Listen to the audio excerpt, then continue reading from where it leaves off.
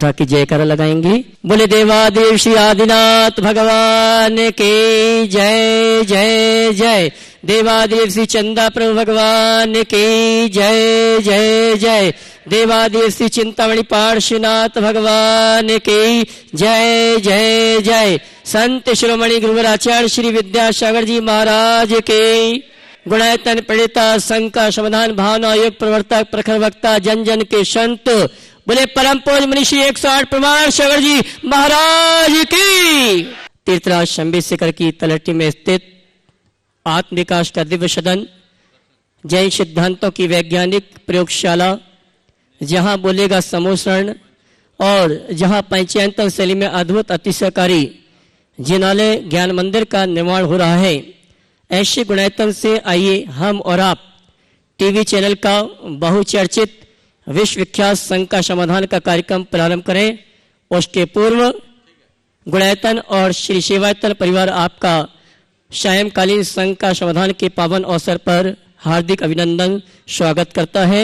चलते हैं प्रतिदिन की भांति हम और आप पारस चैनल प्रमाणिक के माध्यम से जो इस कार्यक्रम को देख और सुन रहे हैं और पूरे भारतवर्ष से जो श्रावक श्राविका यहाँ पर उपस्थित हैं, उन सभी की ओर से परम पूज्य मुनिवर के श्री चरणों में नमन करते गुरुवंदना का स्वभाव प्राप्त करेंगे और निवेदन करेंगे आज के सायंकालीन संघ का समाधान के कार्यक्रम के लिए सभी हाथ जोड़ लें और नमन करेंगे। बोलेंगे हे मुनिवर नमोस्तु, हे गुरुवर नमोस्तु, हे मुनिवर नमोस्तु।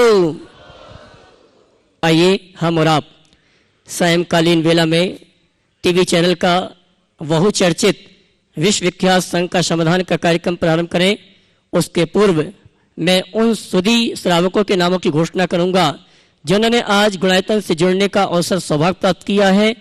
और मैं चाहूंगा अगर यहाँ पर उपस्थित हैं तो अपने स्थान में खड़े होकर गुरुवंदना का सौभाग्य प्राप्त करेंगे और कैमरा में सभी को कवर करेंगे। जिन्होंने निर्माण निधि के रूप में जोड़ने का सौभाग्य प्राप्त किया है श्री मनीष कुमार पुत्र स्वर्गीय राजेंद्र कुमार शाह, आशीष कुमार जी पुत्र किरीट कुमार जी शाह अहमदाबाद, अगर उपस्थित है अपने स्थान में खड़े होकर गुरुवंदना का सौभाग्य प्राप्त करेंगे। श्रीमान विवेक जी, विजय कुमार जी वाडकर करंडवारी, निर्जला चांदवाड़, श्री अशोक जी चांदवाड़ झालरा पाटन, श्रीमान नितिन जी, नम्रता जी, शुभम जी, नव्या जी, जितेंद्र जी, नीलू जी राजनांदगांव, जोरदार तालियों का सम्मान करें। इसी क्रम में निर्माण सारथी के रूप में श्रीमती शारदा देवी जैन, महावीर गंज भिंड यूपी, और जिन्होंने निर्माण मित्र के रूप में जुड़ने का सौभाग्य प्राप्त किया है। और निर्माण सारथी श्रीमान शारदा जी देवी हमारे श्रीमान श्रीमान संरक्षक मार्गदर्शक श्री भूपेन्द्र जी के भाई के माध्यम से यहाँ गुणायतन से जुड़ी है। जोरदार तालियों का उनका सम्मान करें। दूर है बस। और निर्माण मित्र के रूप में गुणायतन से संबद्ध हुए हैं श्रीमती चंद्रकांता जी, श्री बीरन जी जैन इंदौर, श्री अरुण कुमार जी जैन, शशि जैन मुरादाबाद। जोरदार तालियां बजाकर इनका सम्मान करें।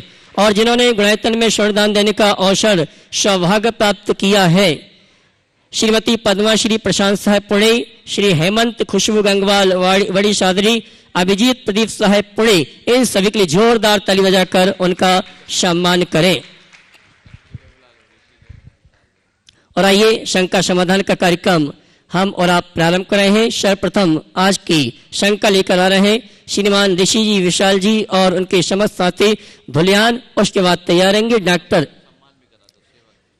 और मैं सम्मान से आमंत्रित करूंगा वे आएंगे मंच पे। परम पूज्य मुनिवर के श्री चरणों में नमन करते गुरुवंदना का सौभाग्य प्राप्त करेंगे। और उनके सम्मान के लिए श्रीमान हरीश जी गुणायतन ट्रस्टी दिल्ली वालों को आमंत्रित करूंगा वे आए और श्रीमान ऋषि जी विशाल जी उनका सम्मान का कार्यक्रम संपन्न करें। और इसके पास तैयार रहेंगे डॉक्टर श्री बीरचंद जी, विनीता जी अग्रवाल जैन, बनारस गुणायतन ट्रस्टी।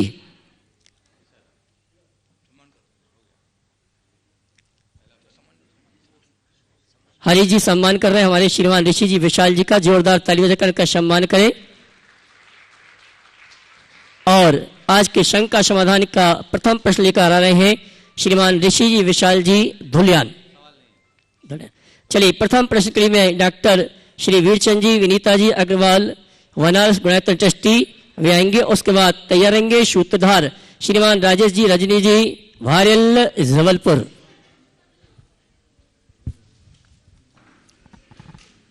गुरुवर के चरणों में कोटि कोटि नमन।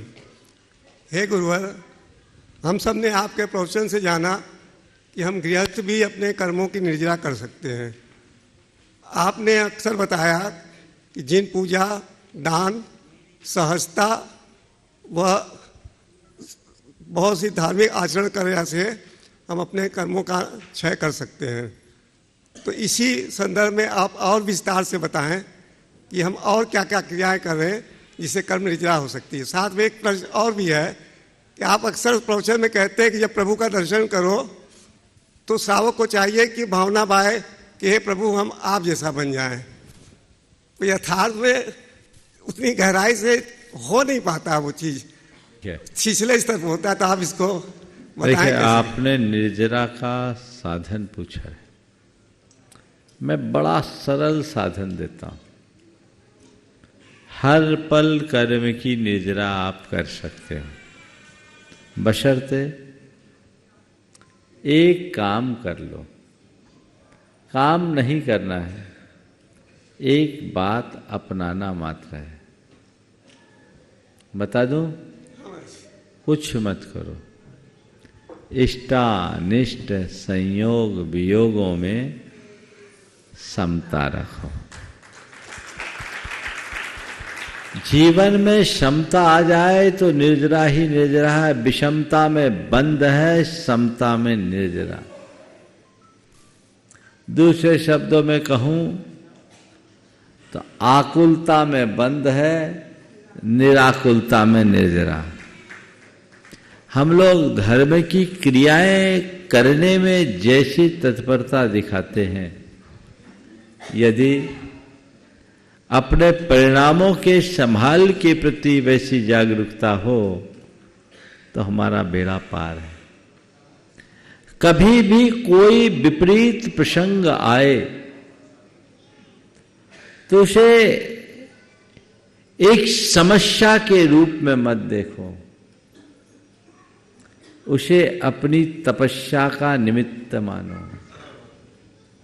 समस्या को तपस्या बना दो, कर्म की निर्जरा हो जाएगी। देखिए, एक उदाहरण से बताता हूं। वीरचंद जी, आपको कोई गाली दे दे, आपको बुरा लगेगा? थोड़ा स्वाभाविक है, थोड़ा लगेगा। आप प्रतिक्रिया दोगे? अब आपके प्रवचन के बाद तो फर्क आया है। जितना होगा उतना दोगे। थोड़ा बुरा लगना ही अपने आप में प्रतिक्रिया है, और उसकी प्रतिक्रिया प्रकट करना उसका उभरावा रूप है। अगर सामने वाले ने कितनी भी गाली दी, आपने अनसुना किया, तो आपके कर्म की निर्जरा होगी कि नहीं होगी? होगी महाराज। गाली उसने दी, मेरे लिए एक प्रतिकूल निमित्त बना, उसके पीछे मेरा कोई कर्म था जिससे प्रेरित होकर वो मेरे साथ ऐसा व्यवहार किया, और मैंने उस पर ध्यान नहीं दिया, मैं उससे अप्रभावित रहा, सहजता से ले लिया। कर्म का निमित्त यूं ही निष्फल होकर चला गया, मेरा वो कर्म झड़ गया। है ना निर्जरा का कर्म? तो एक केवल छोटा सा उदाहरण है। प्रत्येक व्यवहार में मनुष्य यदि जीवन का ये मंत्र साध ले कि मुझे सहज रहना है और क्षमता रखनी है, तो उसके आनंद में कभी खलल आएगा ही नहीं। हर पल आनंदित होगा और कर्म की निर्जरा का सौभाग्य पाएगा। समझ गए? तो अब कोशिश कीजिए समता रखने की। व्यवहार में अभिमान और आसक्ति को गलाने की।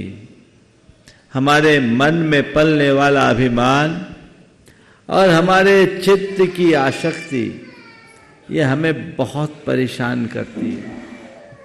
इन्हें जीते। यही अगर देखा जाए तो धर्म का अंतरंग रूप है। शास्त्रीय शब्दों में कहूं तो राग देश को मंद करो। जितना प्रबल राग उतना अधिक बंध, और राग देश पर जितना निरंतर उतना अधिक निर्द्वंद। समझिए? चलिए। सूत्रधार श्रीमान राजेश जी, रजनी जी भारल, जबलपुर। उसके बाद तैयार रहेंगे श्रीमान यश जी जैन अपने समस्त तीर्थयात्रियों के साथ गौतम नगर, मुंबई। महाराज जी, मैं और मेरे समस्त परिवार की ओर से आपके श्री चरणों में बारंबार नमोस्तु। महाराज जी, मेरी एक छोटी सी शंका थी। जब हमको कोई आशीर्वाद या बद्दुआ देता है तो उसके हमारे जीवन में क्या सच में कोई प्रभाव पड़ता है, और अगर पड़ता है तो किस तरीके से प्रभाव पड़ता है? देखो, मानो तो पड़ता, न मानो तो नहीं पड़ता। समझिए? अगर आशीर्वाद और बद्दुआ का सवाल है, आशीर्वाद तो बहुत लोग लेते हैं, पर हर किसी पर आशीर्वाद का प्रभाव नहीं पड़ता। किस पर पड़ता है? जो मानते हैं उन पर पड़ता है, और जो नहीं मानते उन पर नहीं पड़ता। समझ गया? तो मानोगे तो पड़ेगा, नहीं मानने पर नहीं पड़ेगा। समझे?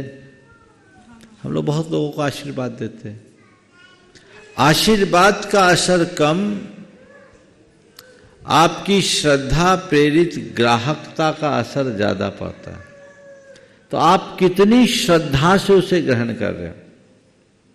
इसी तरह कोई हमें कितनी भी बद्दुआ दे, तुम पर कोई असर नहीं पड़ेगा जब तक कि तुम उससे प्रभावित ना हो। ऐसे आशीर्वाद से लाभ और बद्दुआ से नुकसान होने लगे तो न जाने आशीर्वादों से कितने बड़े बड़े चमत्कार हो जाते, और बद्दुआओं से धरती का ही बंटाधार हो जाता। तो ये बातें नहीं है, इनको हमें समझ करके चलना चाहिए। ठीक है? गौतम नगर, मुंबई निवासी श्रीमान यश जी जैन। उसके बाद तैयार रहेंगे श्रीमान। देखो, आशीर्वाद क्या काम करता है, एक उदाहरण सुनाता हूं। एक राजा का राज खोया।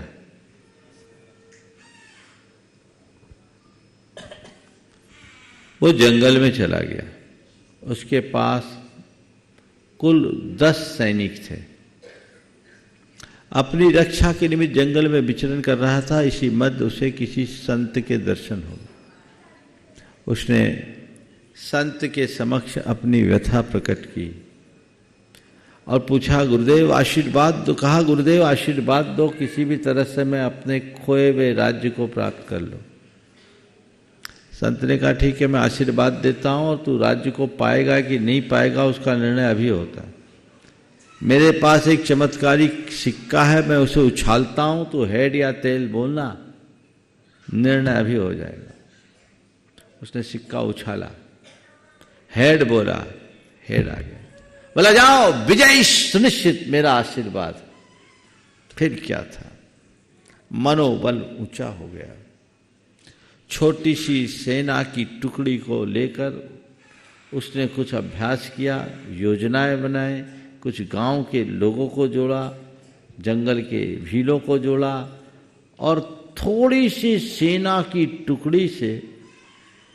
टुकड़ी के माध्यम से अपने शत्रु राजा पर हमला किया, उसे पराजित किया, खोया हुआ साम्राज्य फिर से पा लिया। जब साम्राज्य उसे फिर से मिला, गुरु के समक्ष कृतज्ञता प्रकट करने के भाव से वो पहुंचा और कहा, गुरुदेव आपकी जय हो, चमत्कार हो गया। आपके आशीर्वाद से मैंने खोया हुआ साम्राज्य पा लिया। संत ने कहा, ये तो तुम्हारे अपने पुरुषार्थ और उद्यम का फल है, मैंने क्या किया? नहीं गुरुदेव, आपके चमत्कारी सिक्के नहीं तो सब काम किया। ठीक है, बोले एक काम कर, हाथ बढ़ाओ। सामने वाले ने हाथ बढ़ाया, उनने अपने झोले में हाथ दिया, सिक्का निकाला, उसके हाथ में रखा, हाथ में सिक्का था। उन्होंने बोला इसको पलटो, पलटा, भौचक करा गया। भौचक करा गया क्योंकि सिक्के के बोथ साइड में केवल हेड था, तेल था ही नहीं। संत ने रहस्य खोलते हुए कहा कि भाई मैंने कुछ नहीं किया, मैंने केवल तुम्हारे आत्मविश्वास को जगाया, और तुम्हारे आत्मविश्वास ने ही तुम्हें विजय दिलाई। तो संतों के आशीर्वाद का अगर कोई असर होता है तो सबसे पहला असर तुम्हारा आत्मविश्वास बढ़ता है। मुझे आशीर्वाद मिल गया, मेरा काम हो जाएगा। मेडिकल की भाषा में कहो तो इसको बोलते हैं प्लेसिबो इफेक्ट। डिस्टिल वाटर का भी इंजेक्शन लगा दो, कुछ नहीं है तो एकदम तगड़ा इंजेक्शन लग गया तो काम हो जाए। राख घोल के दे दो, कहो खिला दो रामबाण दवाई, इसको बोलते हैं प्लेसिबो इफेक्ट। दूसरा होता है नोसिबो इफेक्ट, वो अभी का प्रसंग नहीं है, आगे बताऊंगा। तो ये क्या है? गुरु का आशीर्वाद, संतों का आशीर्वाद तुम्हें कुछ नहीं देता, तुम्हारा आत्मविश्वास जगाता है। तुम्हारा आत्मविश्वास जागने से तुम्हारी भावना अच्छी होती है, और भावना होने से तुम्हारा पुरुषार्थ भी जगता है, तुम्हारे कर्म भी पलटते हैं, नतीजा तुम्हारा बिगड़ा काम बन जाता है। इसलिए मैंने कहा संतों के आशीर्वाद का असर कम, आशीर्वाद ग्रहण करने का असर ज्यादा होता है। समझ गए? तो तुम कितनी श्रद्धा से आए हो, आशीर्वाद तब फलेगा। बहुत लोगों का कहना होता है हमारा तो आपके आशीर्वाद पर बड़ा विश्वास है, नाम लेते काम हो जाता है। तो वो कौन दिला रहा है फल? आशीर्वाद तो सब पाते हैं, जो श्रद्धा से भरता है। समझ गए? दूसरे शब्दों में कहूं, गुरु के चरणों में बहुत लोग आते हैं, दर्शनार्थी बनकर आते हैं।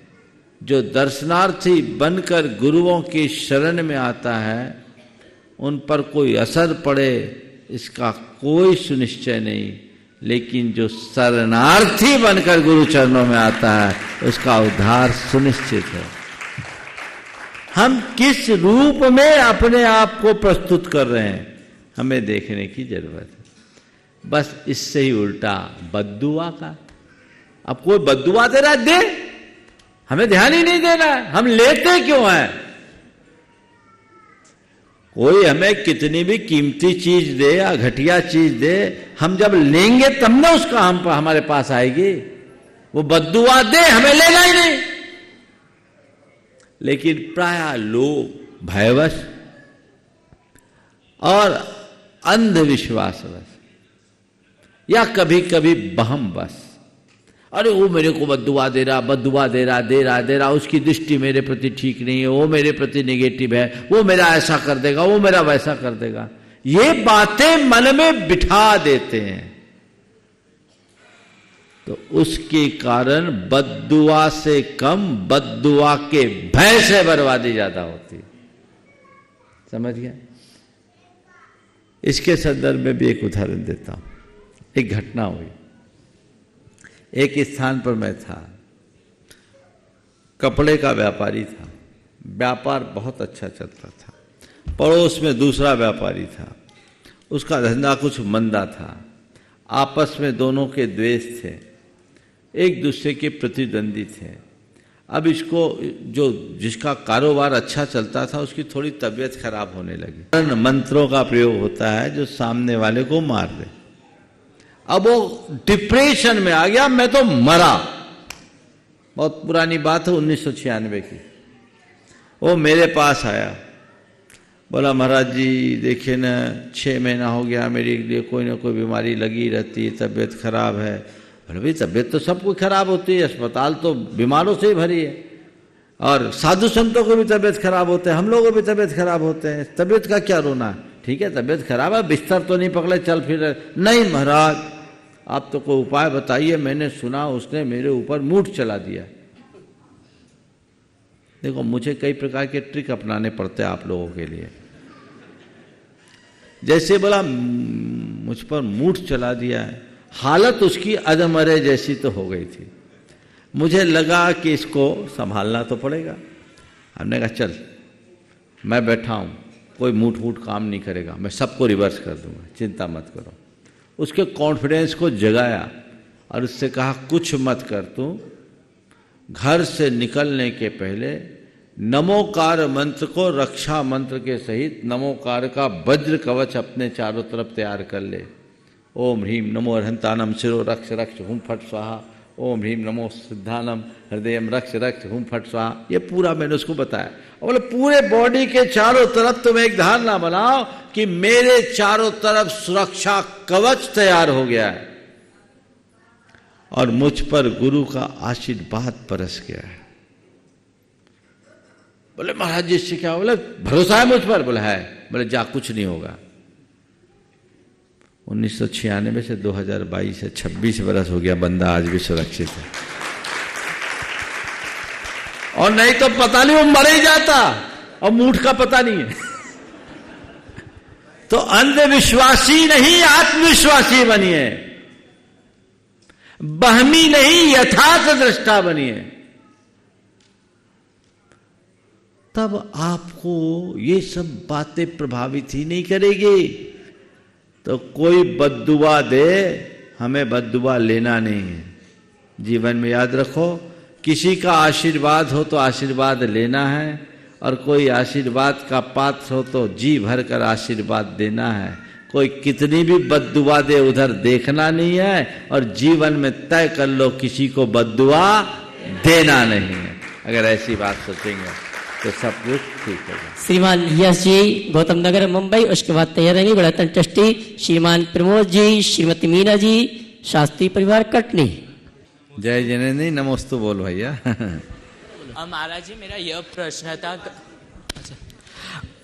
महाराज जी मेरा यह प्रश्न था, जैसे कि मुनि महाराज अर्थात ना मंदिरों के लिए बोली अर्थात कलश उन सब के लिए बोलियां लगती है, वैसे हमारे जैन धर्म में कितने सारे बच्चे जिनको स्कूल कॉलेज अर्थात है ना ये हॉस्पिटल्स वो नहीं रहते, मतलब कम रहते, और रहते तो इतना ज्ञात भी नहीं रहता जैसे कि अन्य समाज, उनके मंदिर उनके हॉस्पिटल्स कॉलेज वैसे सब रहते, उनको ज्ञान मिलता है। तो कोई महाराज माता जी यह संकल्प क्यों नहीं लेता जैसे कि हर एक शहर जैसे कि मुंबई कम से कम 5 स्कूल 5 कॉलेज तो होने ही चाहिए जैसे कि वैसे, और मतलब जिससे एक बात बोलता हूं, तुम्हारे पास सही डेटा आज नहीं होंगे। पता है जैनियों के द्वारा देश भर में कितने स्कूल चला रहे? मगर पता है जैनों के द्वारा कितने हॉस्पिटल्स और कितने औषधालय चलाए जा रहे हैं? पता है? अगर तुम डिटेल देखोगे तो प्राय हर गांव शहर में जहां जैनों के 150 परिवार हैं वहां कोई ना कोई स्कूल है, औषधालय है, अस्पताल है। अगर तुलनात्मक रूप से देखें तो जनसंख्या के अनुपात से जैनों के द्वारा बहुत अधिक जन कल्याणकारी कार्य किए जाते रहे हैं और आज भी करते हैं। तुम ये बोलोगे कि आज के हिसाब के स्कूल कॉलेज क्यों नहीं खोले जा रहे, है ना? खोलना चाहिए, लेकिन मैं तुमसे कहता हूं आज के समय में मेडिकल और एजुकेशन एक इंडस्ट्री बन गई है, समझ गए? इसको चैरिटेबल तरीके से चलाना एक बड़ी चुनौती है, इसको इंडस्ट्री के लेवल पर ही चलाना पड़ता है।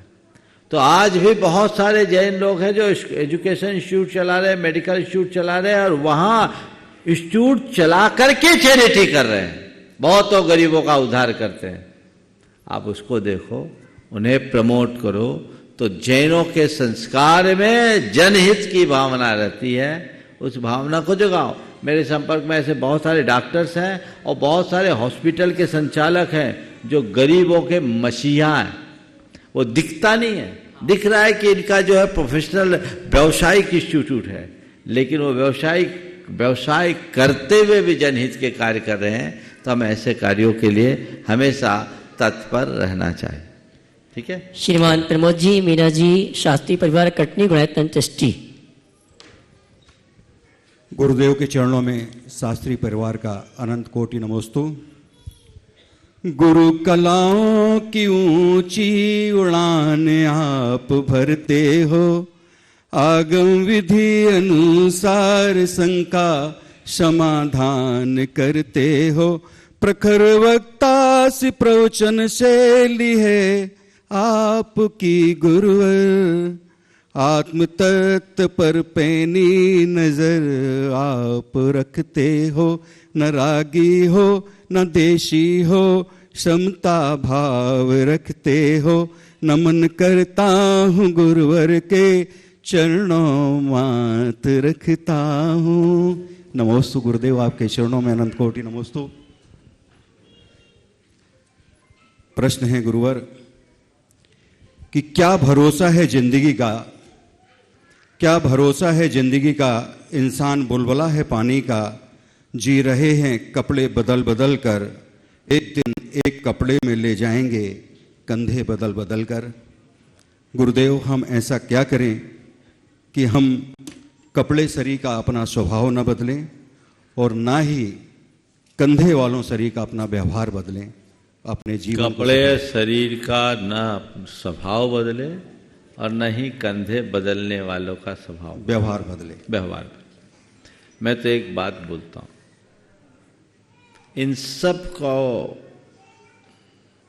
अगर ठीक तरीके से जीना है तो एक मंत्र अपना लो, शरीर को अपना कपड़ा मान लो और ये सोच लो कि एक कपड़े की तरह शरीर चला हुआ है।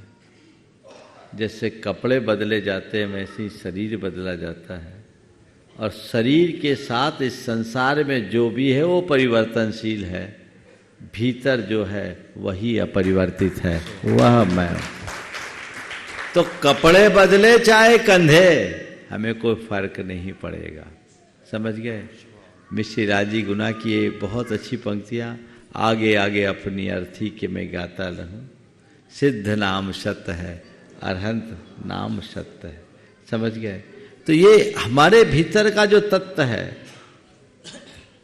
वो मुझे देखना है। ये ऊपर का चोला है, भीतर का शाश्वत तत्व मैं हूं। जिस व्यक्ति के हृदय में आत्मा का वास्तविक ज्ञान प्रकट हो जाता है, फिर उसके लिए इन सब बातों का कोई फर्क नहीं पड़ता। वो तो समझता है ये तो केवल ऊपर की बातें हैं। और बहुत अच्छी पंक्तियां हैं गोपाल दास नीरज की। सच में देखो तो कोई मरता नहीं भाई, केवल शक्ल की चोली बदला करती है। संगीत बदलता नहीं किसी भी सरगम का, केवल गायक की बोली बदला करती है। जय हो, जय हो। तो उस तत्व को समझे और उस सत्य को समझे जिसका साक्षात्कार करके जीवन को आगे बढ़ाया जाए। नमोस्तु गुरु। और आइए चलते हैं, हम उस व्यक्तित्व को आमंत्रित करेंगे जिन्होंने हमारी समाज को गौरवान्वित किया है। उनके परिचय और उनके सम्मान के लिए मैं आमंत्रित करूंगा हमारे गुणायतन के शिवशाफ श्रीमान सुभाष जी। तालियां तो बजाइए आप लोग। गुरुदेव के चरणों में शत नमन। बंधुओं, आज मैं एक ऐसे व्यक्ति से आपका परिचय कराना चाहता हूं जो भारत समाज, जैन समाज के एक गौरव हैं और जिनके पास इतनी जिम्मेदारियां दी गई हैं, समाज की इतनी जगह से जुड़े हुए हैं कि मैं उसके लिए मुझे कागज का सहारा लेना होगा। आप नेशनल रोड सेफ्टी काउंसिल के मेंबर हैं और चाणक्य IAS एकेडमी के vice president, all India welfare society के president, Uday India weekly magazine है जो कई भाषाओं में निकलती है, उसके bureau chief, national adviser safety professionals association of India, state president हैं इंद्रप्रस्थ प्रेस क्लब के, और जैन ग्रुप के CMD हैं जो मुख्यतः कपड़े का और रिसोर्ट्स का उनका बिजनेस है। और आप जयपुर में विराजते हैं और ज़्यादातर दिल्ली में रहते हैं। कृपया देखिए, आपका परिचय कराना चाहता हूं। आगे आ जाए। और आज परम पूज्य गुरुदेव के आशीर्वाद से आज हमको अभी अध्यक्ष महोदय के कार्यालय से सूचना मिली कि आज हमारी एक विशेष बैठक की गई और फिर आप गुरुदेव से करीब 4 महीने पहले दर्शन किए थे और संस्था से जुड़े और इतने कम समय में पूरा प्रबंधकारिणी समिति के हृदय में अपना इतना स्थान बना लिया कि आज एक स्पेशल बैठक की गई और उसमें हमारे अध्यक्ष श्री विनोद जी काला, हमारे दोनों महामंत्री श्री कन्हैयालाल जी सेठी और श्री अशोक जी पांड्या, हमारे कार्याध्यक्ष श्री अंशी जैन, उन लोगों ने डिसाइड किया कि आपको एक विशेष जिम्मेदारी गुणायतन में दी जाए। आपको संयुक्त निदेशक के रूप में मनोनीत करने के लिए गुरुदेव के चरणों से आशीर्वाद लिया है और हम ये बड़ी प्रसन्नता के साथ आज ये घोषणा करना चाहते हैं और आपका सम्मान करना चाहते हैं। एक विशेष रूप से इनके लिए ताली बजाएं तो बहुत अच्छा है। देखिए, मैं निर्मल जी के बारे में बोलना चाहूँगा।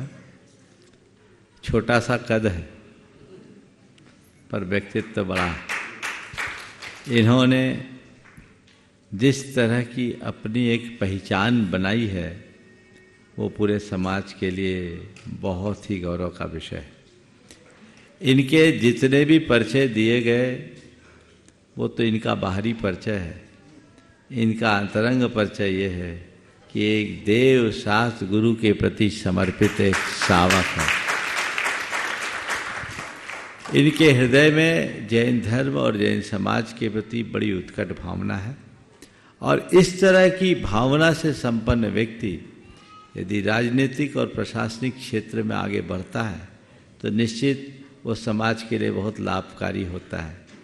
ये जब पिछली बार मेरे पास आए थे और दर्शन करके गए तभी मुझे लगा कि इनके अंदर इनका व्यक्तित्व प्रभावी है, आदमी काम का है। और आप सब जानते ही हो कि मैं जिसको पकड़ता हूँ पूरी तरह पकड़ में आ ही जाता है। ये पहली बार आए और यही के हो गए हैं। निरंतर इनका संपर्क बना हुआ है। आज शायद दूसरी बार आए ना, दूसरी बार आए हैं और बहुत कल संपर्क में निरंतर बहुत सारे कार्य योजनाओं को फलीभूत करने में लगे हुए। कल के डेलीगेशन में भी इनकी बड़ी महत्वपूर्ण भूमिका थी। इनसे बहुत सारी आशाएं और अपेक्षाएं हैं। जब मुझसे बोला गया तो मैंने कहा बिल्कुल ऐसे व्यक्ति को गुणायतन से जोड़ने से गुणायतन गौरवान्वित होगा और हमें इनको जोड़ना चाहिए। आज ये जुड़े हैं, जोरदार करतल ध्वनि से इनका अभिनंदन करिए। और आइए निर्मल जी और उनके भ्राता नवनीत जी जयपुर राष्ट्रीय सड़क सुरक्षा परिषद के सदस्य, उनके सम्मान के लिए गुणायतन परिवार की ओर से आमंत्रित करूंगा। श्रीमणी संरक्षक मार्गदर्शक श्री भूपेन जी हुमड़ मुंबई, श्रीमान सुनील जी सीओ साहब गुणायतन देहरादून और श्रीमान सुभाष जी सीओ साहब गुणायतन, ये सभी आएंगे। हमारे सम्माननीय राष्ट्रीय सड़क सुरक्षा परिषद के सदस्य श्री निर्मल कुमार जी और उनके भ्राता नवनीत जी का सम्मान गुणायतन परिवार की ओर से करेंगे। और मैं चाहूंगा ऐसे व्यक्तित्व के लिए जोरदार ताली बजाकर इनका सम्मान करें।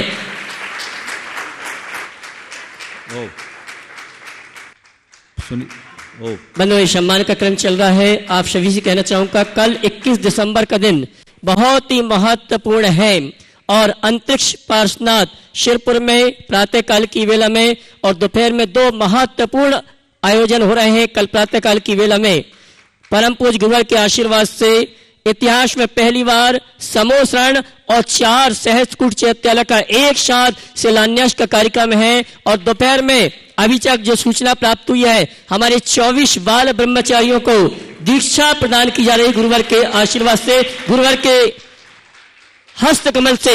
और इन दोनों कार्यक्रम का सीधा प्रसारण का कार्यक्रम पारस चैनल में प्रातःकाल 7:30 बजे और दोपहर में 2 बजे दिखाया जाएगा। और जो भी श्रावक श्राविका यहाँ पर उपस्थित हैं, सीधा प्रसारण का कार्यक्रम अगर आप देखना चाहते हैं इसी हाल में टीवी चैनल के माध्यम से, टीवी के माध्यम से आप इस दृश्य को यहाँ बैठे बैठे देख सकते हैं। और वहां तो वो कार्यक्रम होगा प्रातःकाल की वेला में और यहाँ भी एक कार्यक्रम होगा। हमारे आचार्य श्री विद्यासागर जी महाराज के परम शिष्य निर्यापक मुनि श्री प्रशांत सागर जी, मुनि श्री प्रशांत सागर जी, मुनि श्री प्रशांत सागर जी, मुनि श्री निवेक सागर जी और मुनि श्री शीतल सागर जी महाराज का भव्य आगवानी का कार्यक्रम संवेश करके गुणायतन में संपन्न होगा। और प्रातःकाल की वेला में लगभग 8:30 के आसपास हम और आप यहां से परम पूज्य मुनिवर के सानिध्य में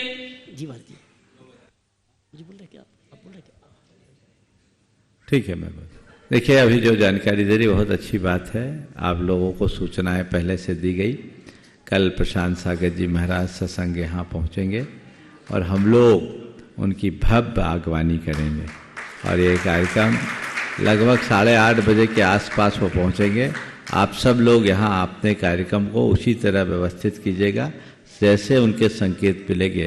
पूर्ण उमंग और उत्साह के साथ आप सब उनका स्वागत करेंगे। हाँ, निर्मल जी। मैं सबसे पहले तो आचार्य श्री के चरणों में, महाराज श्री के चरणों में मेरा वंदन आप स्वीकार करें। और आप सबके सामने मैं एक बहुत बड़ा रहस्य उद्घाटन कर रहा हूँ। वो ये कर रहा हूँ कि मेरे को एक बार राजनाथ सिंह जी ने ज़रूर कहा था कि तुम समाज के काम में जाते हो क्या, लेकिन इतनी व्यस्तता। बाकी मैं आपको बोल सकता हूँ कि मैं जैन धर्म के हिसाब से चलता हूँ, नित्य नियम मंदिर जाके ही भोजन करता हूँ, रात्रि भोजन नहीं करता, जो मैं कर सकता हूँ। और उसके अलावा जो भी मेरे से बन पड़ता है मैं पाठ पूजा भी करता हूँ। लेकिन मैं आचार्य श्री के पास जब आया, गुरुवर के पास जब आया, क्षमा चाहता हूँ गुरुवर, तो गुरुवर ने मेरे को एक बहुत बात कही। वो मेरे दोस्तों में कही, मेरे राजनीतिक क्षेत्र में कही कि गुरुवर ने कहा कि भाई मैंने तुम्हें पहचान लिया है, मैं अब तुम्हारा दोहन करूँगा। अब ये शब्द मेरे दिमाग में इतना घूम रहा है कि भाई मैं 50 साल से तो ऊपर हो ही चुका हूँ और भगवान के आशीर्वाद से जो देश को 20 लोग चलाते मेरा सीधा संबंध है। तो अब मेरा अगर धर्म के रूप में दोहन आचार्य गुरुवर के द्वारा अगर होगा तो शायद मेरा ये जीवन सफल होगा। और जिस धरती पे मैं खड़ा हूँ, यहाँ से 20 तीर्थंकर मोक्ष गए हैं और अपने आप को अभिभूत मान रहा हूँ कि गुरुवर के रूप में भी मैं किसी ऊपर मतलब अपने भगवान को ही देख पा रहा हूँ। बड़ा अभिभूत हूँ मैं कि मेरे को आज गुरुवर ने जो जिम्मेदारी सौंपी है, और साथ में आपका आशीर्वाद गुरुवर मैं हमेशा चाहूँगा। और जो मैंने आपको बोला है दोहन शब्द मेरे रात को भी गूंजता रहता दिमाग में, तो दोहन को आप चरितार्थ कर दें गुरुवर, आपसे यही प्रार्थना है। जय जिनेंद्र भाई। बिल्कुल बिल्कुल, बहुत सुंदर है। आपने कहा दोहन को चरितार्थ करते। देखो, दोहन में भी आपने देखा होगा 2 प्रक्रियाएं होती हैं। गाय को दूहते हैं ना, तो 2 तरह की गायें होती। कुछ गायें ऐसी होती है जो दूहने वाले को देखते ही, बछड़े को देखते ही पना जाती है और बड़े आसानी से उनका दूध दूह लिया जाता है। और कुछ गायें ऐसी होती है जिनके पांव बांधने पड़ते हैं। मुझे मालूम है कि निर्मल भाई पहले वाले गाय है, दूसरी नहीं, और भरपूर दूध है।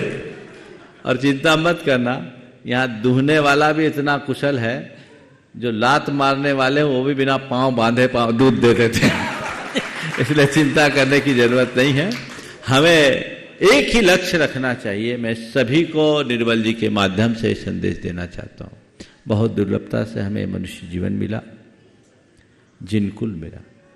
एक संकल्प लो कि मैं अपने जीवन काल में जितना बन सके अपने समय, शक्ति और संसाधनों का धर्म हित, समाज हित और संस्कृति हित में प्रयोग कर सकूं।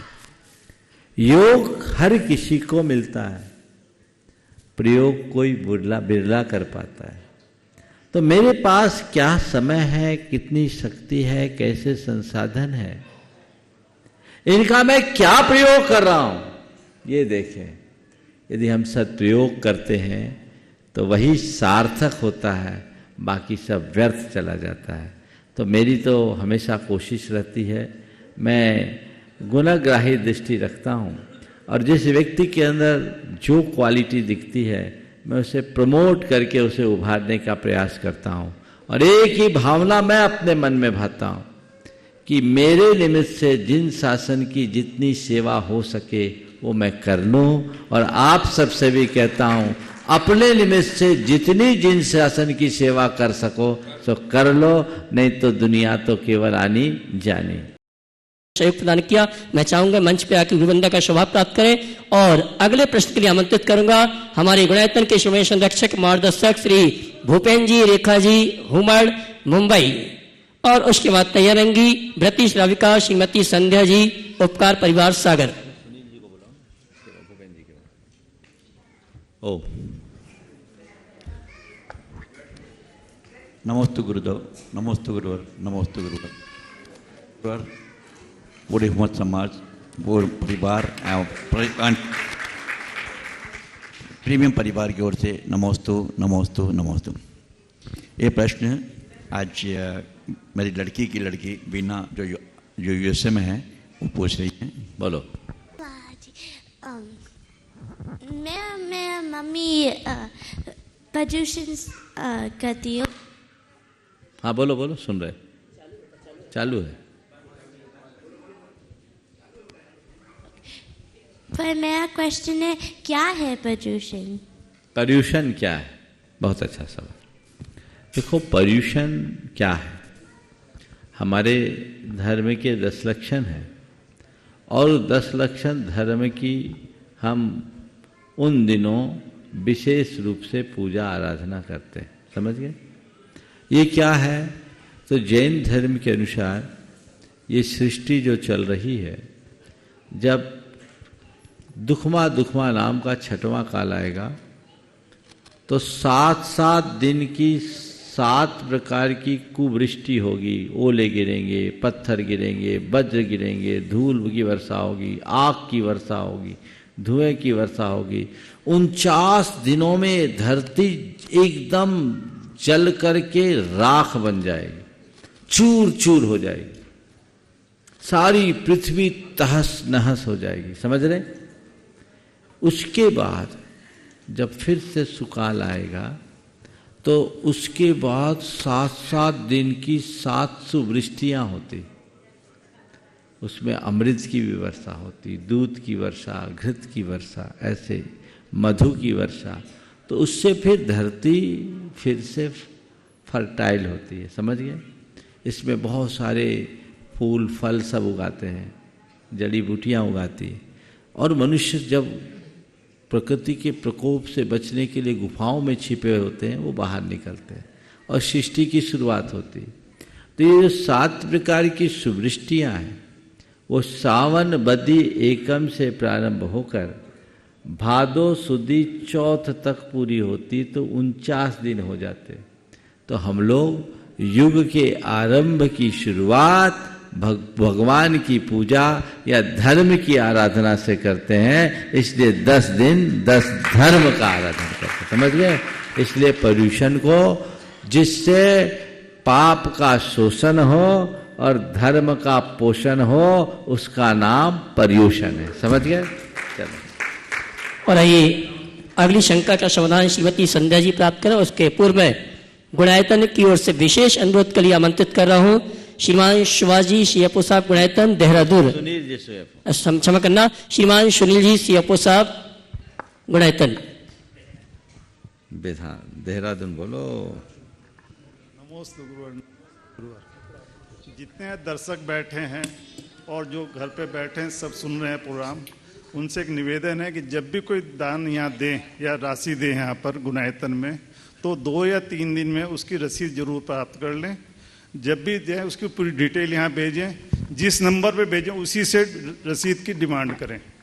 वैसे तो पहुँच ही जाएगी, हमें डिटेल नहीं होती, रसीद नहीं दे पाते, जिससे वो पैसा हमारा सस्पेंस में पड़ा रहता है। काफ़ी एंट्री हमारे पास ऐसे हैं, फिर हमें उनके लिए उनको याद दिलाना पड़ता, आपकी राशि नहीं आई, ये भिजवाई या नहीं भिजवाई, तब कहीं जाके हमें डिटेल मिलती है। और विशेषता ATG की जो फैसिलिटी लेते हैं, वो साथ में पैन नंबर भी भेजें।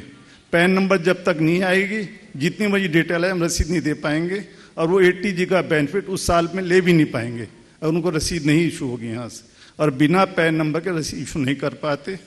तो ये सभी से निवेदन है कि जब भी कोई यहाँ जमा कराएं पैसा, उसकी पूरी डिटेल भेजें। नंबर चल रहे हैं स्क्रीन, उन नंबरों पे, ये जो भी नंबर उनका गुणायतन का है उस पर मैसेज करें और हमसे रसीद की डिमांड करें। 2 या 3 दिन हमें दीजिए, उसमें व्हाट्सएप पर रसीद पहुंच जाएगी या मैसेज पहुंच जाएगा, मेल भी पहुंच जाती है ऑटोमेटिक। ये सभी से निवेदन है। नमस्ते। और आइए श्रीमती संध्या जी अपने प्रश्न का समाधान प्राप्त करें। उसके पूर्व आप सभी के लिए सूचना है कि आगामी 28 फरवरी से 8 मार्च तक गुणायतन में पहली बार 108 सिद्ध चक्र महामंडल विधान होगा। वो शुद्धि श्रावक हैं जिन्होंने मंडल पुण्याजपन के पूरे परिवार के साथ तीर्थराज संवेशीकर में सिद्धों की आराधना संतों के सानिध्य में करने का सौभाग्य प्राप्त किया है। मैं आपसे कहना चाहूंगा, एक मंडल की राशि रखेगी 3,11,000 रुपए की और इसमें परिवार के 8 सदस्यों को बैठने की पात्र है। आवास आदि की संपूर्ण व्यवस्था गुणायतन परिवार द्वारा की जाएगी। और साथ ही इस अनुष्ठान में अगर पूरे परिवार के साथ आप नहीं बैठ पा रहे हैं तो इन निंदाणी के जोड़े के रूप में बैठ के आप इस अनुष्ठान में सम्मिलित होने का सौभाग्य अवसर प्राप्त कर सकते हैं। इन निंदाणी के जोड़े के लिए 51,000 रुपए की राशि निश्चित की गई है। जो भी इस अनुष्ठान में सम्मिलित होना चाहते हैं, हमारे पारस चैनल और प्रमाणिक ऐप में जो नंबर चल रहे हैं उन नंबरों में संपर्क करके आप अपने मंडल और इन निंदाणी के पद को आरक्षित कर सकते हैं। और इसी क्रम में 22 फरवरी से 27 फरवरी तक गुणायतन में होगा अरिहंत जिन प्रतिमाओं का पंचकणक प्रतिष्ठा महामहोत्सव का कार्यक्रम, जिसमें हमारे मूर्ति पुण्याजकों के साथ सभी को इसमें बैठने की पात्रता है। जो भी महापात्र के रूप में इस अनुष्ठान में बैठने का सौभाग्य प्राप्त करना चाहते हैं, सामान्य इंद्रनाणी के रूप में बैठने का सौभाग्य प्राप्त करना चाहते हैं, उन सभी से आह्वान करना चाहूंगा, आप जो चैनल में नंबर चल रहे हैं उन नंबरों में संपर्क करके आप महापात्र या सामान्य इंद्रनाणी के रूप में बैठ के इस प्रतिष्ठा महोत्सव में सम्मिलित होने का सौभाग्य प्राप्त कर सकते हैं। आगामी आने वाले कुछ दिनों में महापात्रों का चयन होगा। मूर्ति पुण्याजक या अन्य जो भी हैं, इस महापात्र के चुनाव में हिस्सा लेके आप महापात्र के रूप में इस अनुष्ठान में सम्मिलित होने का सौभाग्य प्राप्त कर सकते हैं। अगले प्रश्न के लिए श्रीमती संध्या जी, व्रती श्राव का उपकार परिवार सागर, उसके बाद तैयार रहेंगी। नमोस्तु गुरुदेव, नमोस्तु जगत के सभी जीवों की ओर से नमोस्तु। गुरुदेव, हम व्रती जीवन पालन कर रहे हैं, तो अब हमें आगे और क्या क्या सावधानियां रखना चाहिए, कैसे रहना चाहिए, आप हमें मार्गदर्शन करें। व्रतियों को सबसे पहले सावधानी ये रखनी चाहिए कि मेरे व्रत सुरक्षित हों, उनमें अतिचार न लगे। सभी व्रत और उनके अतिचारों को ध्यान में रखना। प्रायः हमारे व्रतीगण अपने व्रतों को केवल अपने खाने पीने तक सीमित कर लेते हैं। खान पान की शुद्धि एक व्रती का लक्षण है, पर व्रती होने का मतलब केवल खाने पाने पीने तक सीमित रहना नहीं। हमें 12 व्रत और उसके अतिचार इन्हें अच्छे से समझना चाहिए और उसी के अनुकूल अपना सारा कार्य करना चाहिए। समझ चलिए। और ये अगले प्रश्न के लिए सम्मान सहित आमंत्रित करूंगा हमारे संघ के मुनि निरापक मुनि शंभो सागर जी महाराज की ग्रस्त अवस्था की माता श्री, उसके बाद तैयार रहेंगी बहन पूजा दीदी भोपाल। नमोस्तु महाराज जी, नमोस्तु महाराज जी। द्रव्य से, गुण से, पर्याय से अनंत भगवान का कैसे चिंतन करें ताकि हम अपने कर्मों की निष्ठा कर सकें। समाधान। द्रव्य गुण और पर्याय से अरहंत भगवान के स्वरूप का चिंतन कैसे करें जिससे हमारे कर्मों की निर्जरा हो। बहुत अच्छा सवाल आपने किया है। आचार्य कुंद ने मोह के विनाश के लिए सूत्र दिया, जो जानदि अरहंतम दब्बत गुणत पज्जयते ही सो जानदि अपानम मोहो खलुजादि तत्सलयम। जो अरहंत भगवान को द्रव्य गुण और पर्याय के माध्यम से जानते हैं, वे अपनी आत्मा को जानते हैं और उसके मोह का विनाश होता है। आपने पूछा है द्रव्य गुण और पर्याय से अरहंत भगवान को हम कैसे जानें, उनका चिंतन कैसे करें। अरहंत प्रभु परमात्मा है, शुद्ध आत्म द्रव्य है। उनके शुद्ध आत्मस्वरूप का जो निर्विकार घातिया कर्मों से रहित शुद्ध स्वरूप है, चैतन्य स्वरूप है, ज्ञान स्वरूप, सर्वज्ञत्व और सर्वदर्शित्व रूप स्वरूप है, उसका चिंतन करें। अरहंत कोई साधारण आत्मा नहीं है। अरहंत लोक में लोकोत्तर आत्मा है, जिनके अंदर समस्त श्रेष्ठ गुण एक साथ प्रकट हो गए, जिनने अपने समस्त घातिया कर्मों का क्षय करके अनंत गुणों को उद्घाटित कर लिया है। तो ऐसे अरहंत भगवान के शुद्ध चैतन्य का और उनके ज्ञान दर्शन सुख वीर आदि गुणों का और साथ में समो शरण में अधिष्ठित अरहंत भगवान के अरहंत परमेष्टि रूप पर्याय के रूप में अरहंत की जो झलक देखते हैं, उनके साथ पूरी तरह एकाकार हो जाते हैं, उनके मोह का विनाश। बहन पूजा दीदी भोपाल, और इसके बाद तैयार रहेंगे श्रीमती मीना दिनेश जी जैन सूर्यनगर गाजियाबाद। नमोस्तु महाराज जी। महाराज जी, मेरा प्रश्न ये है, सामान्य तौर पर शुभ और अशुभ संकेतों का समाज में चर्चा की जाती है। जैसे स्त्रियों और महिलाओं में आज पर सामान्य तौर पर ये देखा जाता है कि वो अपने बालों को खुला रखती हैं, तो बालों को खुला रखती हैं महिलाएं यहाँ पर सामान्य तौर पर देखा जाने लगा है। तो दिन में 4 बार हमें ऐसे अशुभ संकेत मिल गए, तो क्या उनका हमारे ऊपर कुछ प्रभाव पड़ेगा महाराज? और इस पर आपका संदेश भी चाहते हैं। देखिए, आपने जो सवाल किया, शकुन शास्त्र के अनुसार खुले स्त्री का खुली बाल में देखना अच्छा नहीं माना जाता। आज से कुछ दिन पूर्व मैंने इस संदर्भ में कहा था कि खुली बाल वाली स्त्री को एक अलग प्रकार का शब्द दिया गया है जो मैं अपने मुख से नहीं कहूँगा। स्त्री बाल तभी खोलती है जब उसके अंदर का कोई प्रचंड रूप प्रकट होता है और अंदर संकल्प लेती है। अब आज का फैशन ही ऐसा हो गया, तो मुझे ऐसा लगता है कि स्त्रियों का संस्करण भी कुछ बदल सा गया है, शायद ऐसा हो। तो जब फैशन हो गया, पहले तो यदा कदा कोई खुले बाल के रखते थे, अब जब आम चलन ही खुले बाल का हो गया तो उसको देख के क्या शकुन? शकुन शास्त्र के अनुसार किसी कार्य के लिए आप जा रहे हैं और खुले बाल की स्त्री आपको सामने से दिख जाए तो विफलता का द्योतक है, समझ गए? और अब तो आम ही वो है, तो मैं यही मानता वो सभी विफल है, अब क्या सफल करने की बात।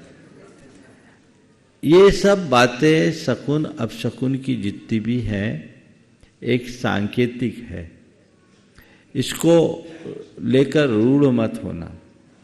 लेकिन फिर भी हमें अपनी मान्य परिपाटी के अनुरूप ही अपना वेश, अपनी वेशभूषा और आभरण पहनना चाहिए। उसमें जो आपका मौलिक स्वरूप प्रकट होता है, दिव्य स्वरूप, वो अन्य स्थितियों में नहीं होता, इसलिए हमें इनका ध्यान रखना चाहिए। श्रीमती मीना जी दिनेश जी सूर्यनगर गाजियाबाद, उसके बाद तैयार रहेंगे आखिरी। नमोस्तु गुरुवर, नमोस्तु नमोस्तु नमोस्तु। नमोस्त गुरुवर, नमोस्तु नमोस्तु। गुरुवर, हमारा प्रश्न यह है कि हम मंदिर जाते हैं और अगर समय कम है तो हम देवशास्त्र गुरु की पूजा कर लेते हैं, मूल नायक की नहीं कर पाते, तो उसमें कोई दोष लगता है क्या? मूल नायक देवशास्त्र गुरु से बाहर है क्या?